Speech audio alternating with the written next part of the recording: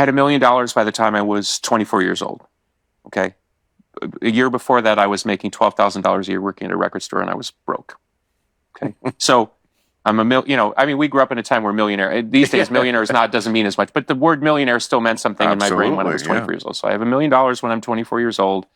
By the time I'm 26 on MTV, Platinum Records, Saturday Night Live, cover Rolling Stone. I mean, I basically did, by my mid-20s, like most of the checklist. All the boxes, okay. Yes.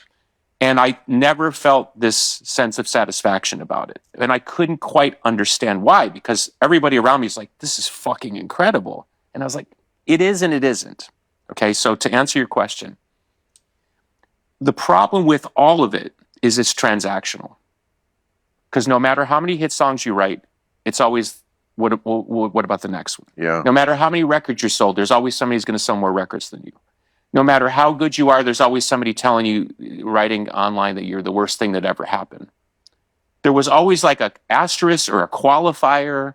And I mean, even my band at times was transactional with me. I mean, I would write these massive songs and they were kind of like, they didn't give a shit. It was weird. Why?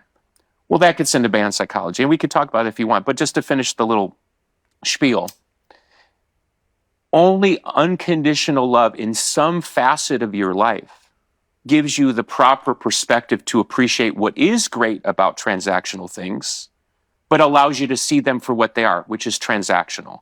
There's no Valhalla at the top of Rock Mountain. There isn't. And I've been there multiple times. Right. So when I stand in front of 65,000 people, in my hierarchical mind, my family is still above that. Right, sure. I tell my kids all the time, and they're still little kids, and hopefully it'll endure in their brain. I tell them, because they'll come see me play. They'll come on stage with me. I mean, we pulled up to where the Mets play in New York, and my daughter goes, how many people am I going to dance in front of today? And I said, well, 41,000. She goes, okay. And then an hour later, she's on stage with me dancing in front of 40,000 people. They're having these immense peak experiences. But I tell them over and over again, no matter what you see Daddy do, no matter what you hear about Daddy, good or bad, you're more important than that.